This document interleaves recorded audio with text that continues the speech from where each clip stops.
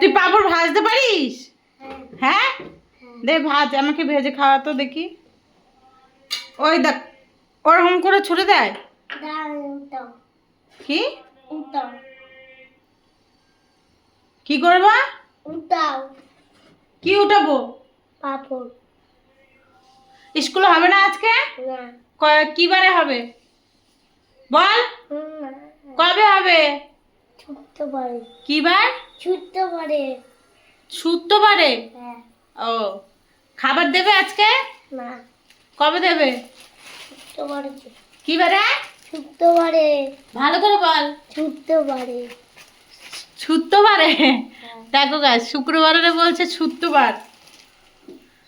এখানে পাঁপড় ভাজছে, দেখো এই যে পাঁপড়, মানে আমাকে দিচ্ছে না, এক প্যাকেট পাঁপড় ও হাতে নিয়ে নিয়েছে। আর এই বড় গরুটা ধরে রাত্রে মানে কি অবস্থা।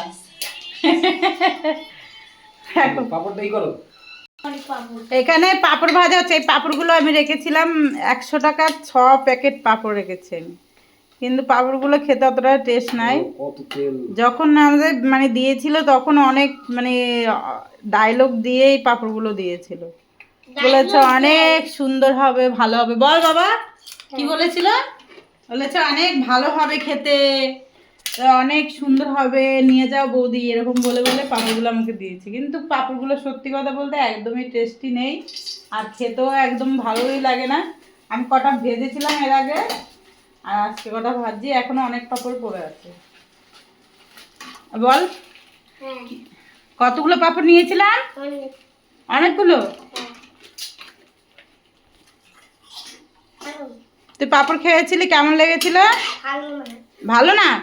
হ্যাঁ ঠিক আছে, আর কিনে দেবো না পাঁপড় তোকে। হ্যাঁ